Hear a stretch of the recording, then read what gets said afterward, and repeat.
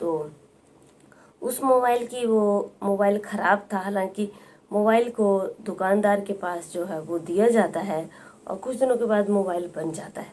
और जब मोबाइल बन जाता है और मोबाइल में जो उनको कुछ तस्वीरें मिलती हैं तो उनके पैरों तले ज़मीन खिसक जाती है।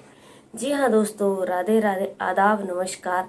आप सब लोग कैसे हो? उम्मीद करती हूँ आप सब लोग बहुत अच्छे से होंगे, अपने फैमिली में रह रहे होंगे। आप सब लोगों का मेरे यूट्यूब चैनल पे तहे दिल से, दिल की गहराइयों से हार्दिक अभिनंदन है। दोस्तों बता दूं कि मेरे यूट्यूब चैनल का नाम है डेली न्यू क्राइम स्टोरीज, जहाँ पे आपको लगातार कंटिन्यू क्राइम की कहानियाँ सुनने के लिए मिलती हैं। तो मेरे चैनल को सब्सक्राइब नहीं किया है, फट से जाइए और चैनल को सब्सक्राइब कीजिए और हर रोज़ एक नई आपराधिक कहानी सुनने का आनंद लीजिए। चलिए दोस्तों, कहानियों का सिलसिला ऐसे ही चलता रहेगा। आज की कहानी जो है हम शुरू करते हैं उत्तर प्रदेश के पीलीभीत की। हाँ, आज की कहानी जो है वो है उत्तर प्रदेश के पीलीभीत की कहानी है। तो सीधा लेकर के चलते हैं आपको पीलीभीत में। क्या होता है कि पीलीभीत जिले में 13 अप्रैल 2024 को एक लड़की की लाश जो है वो उनके घर में मिलती है। और जब माँ बाप इस मंजर को देखते हैं तो उनका पैरों तले ज़मीन खिसक जाती है। और जब माँ बाप इस कहानी को सुनते हैं तो वो सन्न रह जाते हैं। 13 अप्रैल को लड़की की जो है वो हत्या कर दी जाती है और 14 अप्रैल को उसको दफना दिया जाता है। और जब दफना दिया जाता है तो सारा किस्सा जो है वो वहीं पे ख़त्म हो जाता है कि लड़की जो है वो ख़त्म हो गई और मर गई और उसको दफना दिया गया। लेकिन उसके माँ बाप जो हैं वो माँ का नाम जाकिरा है। और जाकिरा और उसके पति, लड़की का पिता, बहुत गरीब हैं और वो नेपाल में चले जाते हैं मज़दूरी करने के लिए। और मज़दूरी करने के लिए जब वो नेपाल चले जाते हैं तो नेपाल में मज़दूरी करते हैं ताकि वहाँ से कुछ पैसे कमा करके वो भारत में अपनी पैतृक स्थान पीलीभीत में ला सकें, क्योंकि घर में जो है घर की आर्थिक स्थिति सही नहीं है। और जो पीछे बेटी होती है, बेटी का नाम श्री है, बेटी को उसके दादा दादी के पास जो है वो छोड़ जाते हैं। अब उनको पूरा विश्वास है कि बेटी अपनी दादा दादी के पास है। लेकिन होता क्या है कि श्री के जो है वो गांव के ही एक लड़के के साथ दोस्ती हो जाती है और उसके साथ जो है वो संबंध बन जाते हैं। अब जो उस लड़की के साथ दोस्ती हो जाती है और अफेयर चल जाता है, तो लड़के का नाम जो है मोहम्मद साहिम है। अब साहिम जो है वो उसके घर आता जाता रहता है। लेकिन एक दिन क्या होता है कि श्री मोहम्मद शाहिम को अपने घर बुलाती है। श्री के पास जो है वो एक मोबाइल है। मोबाइल के ज़रिए वो मोहम्मद शाहिम से बात करती है और अपनी माँ जाकिरा और अपने पिता के साथ भी इसी मोबाइल के ज़रिए जो है वो श्री की बात होती रहती है। अब एक दिन जो है वो श्री मोहम्मद शाहिम को अपने घर बुलाती है। लेकिन होता क्या है कि मोहम्मद शाहिम जो है वो वक्त से पहले ही वहाँ पहुँच जाता है।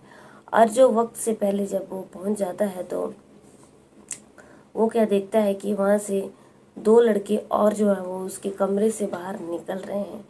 अब बता दें कि जो श्री है वो अपने मोबाइल से जो है वो उसकी सहेली के प्रेमी के साथ भी अपनी सहेली की बात करवाती है। उसकी सहेली का प्रेमी जो है वो पुलिस में है तो उसकी सहेली जो है वो श्री के मोबाइल से अपने प्रेमी के साथ बात करती थी। और जब वो 2 लड़के उनके कमरे से बाहर निकल जाते हैं तो क्या होता है कि मोहम्मद शाहिम भी अंदर चला जाता है। और मोहम्मद शाहिम जब श्री से उसकी पूछताछ करता है कि ये लड़के कौन थे, तो श्री जो है वो बात को टाल देती है। और मोहम्मद शाहिम को जो है वो श्री के ऊपर शक हो जाता है। मोहम्मद शाहिम को श्री के ऊपर शक हो जाता है और शक में जो है वो गला घोंट देता है और उसकी गला घोंट करके वहीं पे हत्या कर देता है। और मोहम्मद शाहीम जो है वो वहाँ से घर से एकदम भाग जाता है। अब जब घर से वो भाग जाता है तो किसी को कुछ भी पता नहीं चलता कि शेरी की हत्या कैसे हुई और किसने की और क्यों की। अब अगले दिन जो है वो घर वाले देखते हैं तो शेरी जो अपने घर में मृतक पड़ी हुई है। अब घर वाले जो है उसको शेरी को उठाते हैं और कब्र में ले जा करके उसको दफना देते हैं। और उसके माँ बाप को नेपाल में इन्फॉर्म कर दिया जाता है कि शेरी की जो है वो ख़त्म हो गई है और उसको बेहोशी में जो है वो चक्कर आ गए थे, जिसके बाद उसकी सांस नहीं आई और वो मर गई है। अब क्या होता है कि जब उसके माँ बाप नेपाल से घर वापस आ जाते हैं तो उनको भी ये लगता है कि उनकी बेटी जो है वो ख़त्म हो गई है। उनको बिल्कुल भी पता नहीं चलता कि उनकी बेटी की हत्या की गई है और हत्या किसने की है, ये कुछ भी पता नहीं चलता है। अब माँ बाप के लिए एक बहुत बड़ी चुनौती बन गई थी कि उनकी बेटी का सच कैसे पता लगाया जा सके। अब उनके हाथ में जो है वो शेरी का मोबाइल आता है, लेकिन होता क्या है कि शेरी का मोबाइल जो है वो ख़राब होता है और उससे जो है वो जब वो ऑन करते हैं तो मोबाइल ऑन नहीं होता है, लेकिन ताकि उन्हें कुछ मोबाइल से ही पता चल सके। अब क्या करते हैं कि शेरी के माँ बाप जो है वो मोबाइल को एक दुकान पे ले जाते हैं और जब दुकान पे ले जाते हैं तो वो मोबाइल सही करने वाले को बताते हैं कि वो इस मोबाइल को सही कर दें। कुछ दिनों में जो है वो 1-2 दिन में जो है वो मोबाइल बिल्कुल सही हो जाता है और चलने लगता है। अब क्या होता है कि जब शेरी के माता पिता जो हैं वो मोबाइल को देखते हैं तो उनके पैरों तले ज़मीन दोस्तों खिसक जाती है, क्योंकि उनको ऐसी शेरी के मोबाइल में शेरी की सहेली और उसके प्रेमी की आपत्तिजनक तस्वीरें मिलती हैं। अब क्या होता है कि माता पिता जब उन तस्वीरों को देखते हैं तो उनकी पैरों तले ज़मीन खिसक जाती है और वो जो है वो शेरी के प्रेमी पर जो है वो हत्या का शक करने लगते हैं कि शेरी की हत्या जो है वो उसके सहेली के प्रेमी ने की है। अब वो सीधा पुलिस स्टेशन जाते हैं और पुलिस स्टेशन में जाकर के सारी बात बताते हैं। और पुलिस स्टेशन में जब सारी बात बताई जाती है तो पुलिस स्टेशन वाले शेरी के प्रेमी से पूरी जांच पड़ताल करते हैं, लेकिन वहाँ पे कोई भी सुराग नज़र नहीं आता है और शेरी के प्रेमी से हत्या का शक जो है वो फिर ख़त्म हो जाता है। अब होता क्या है कि शेरी के प्रेमी के ज़रिए ही मोहम्मद शाहीम तक जो है वो बात पहुंच जाती है। अब होता क्या है कि मोहम्मद शाहीम को पुलिस उठा लेती है और जब पुलिस उठा लेती है तो जहाँ पे उसकी कब्र में उसको दबाया गया था, शेरी की कब्र के पास पुलिस जाती है और कब्र को खो देती है। पूरे 23 दिन हो गए हैं और शेरी की कब्र को खोदा जा रहा है। शेरी की कब्र को खोदा जा रहा है और 13 अप्रैल को जो है वो शेरी की हत्या कर दी गई थी। 14 अप्रैल को उसको दफना दिया गया था। उसके बाद जो है पूरे 23 दिन के बाद शेरी को कब्र में से निकाला जाता है और पोस्टमार्टम के लिए उसकी डेड बॉडी को भेजा जाता है। पोस्टमार्टम की पूरी रिपोर्ट आ जाती है। पुलिस अपने पास पोस्टमार्टम की रिपोर्ट को अपने पास रख लेती है और जब मोहम्मद शाहीम को भी उठा लिया जाता है, पुलिस उठा करके ले आती है तो मोहम्मद शाहीम से पूरी पूछताछ की जाती है। मोहम्मद शाहीम जो है वो पहले तो पुलिस को भटकाता रहता है, लेकिन बाद में वो अपनी सारी बात पुलिस के सामने बता देता है कि उसी ने जो है शेरी के गला दबा करके हत्या की है, क्योंकि उसको ये शक था कि जो 2 लड़के उसके कमरे से बाहर निकल रहे थे, शेरी का उन 2 लड़कों के साथ भी प्रेम प्रसंग चल रहा था, इसलिए उन दोनों में कहासुनी हो गई और उसने गुस्से में आकर के शेरी का गला दबा दिया और गला दबा करके वो वहाँ से फरार हो गया। अब मोहम्मद शाहीम ने जो है वो अपना अपराध कबूल कर लिया था।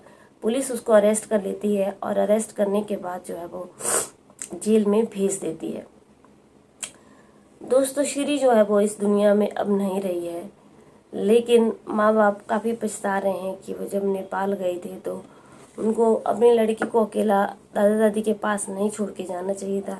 पीछे उसके गांव के लड़के के साथ जो है वो प्रेम प्रसंग चल पड़ा और इस प्रेम प्रसंग के चलते उसी के प्रेमी ने उसकी शक के आधार पर हत्या कर दी। अगर अगर आज वो अपने लड़की के साथ घर में ही रहते तो हो सकता था कि उनकी लड़की जिंदा रहती। आज की कहानी से हमें यही सीख मिलती है कि कभी जवान बच्चों को घर पे अकेला ना छोड़े, ना रिश्तेदारों के छोड़े, क्योंकि किसी का कोई भी भरोसा नहीं है। और मोहम्मद शाहिम ने जो किया वो बहुत गलत किया। जिससे हम प्यार करते हैं उसे उसके ऊपर जो पूरा भरोसा रखना चाहिए, पूरा एतवार करना चाहिए और सबकी कोई गुंजाइश नहीं रहनी चाहिए। उम्मीद करती हूँ आप लोगों को मेरी कहानी अच्छी लगी है। दोस्तों अच्छी लगी आप हाथ जोड़ करके विनती है कि चैनल को सब्सक्राइब कीजिए और आपका सब्सक्रिप्शन मेरे लिए बहुत ज़्यादा मोटिवेशन का काम करता है और वीडियो सुनने का आनंद लीजिए। तो दोस्तों चलते हैं, कल की कहानी में फिर से मिलते हैं। जब तक के लिए जय हिंद जय भारत।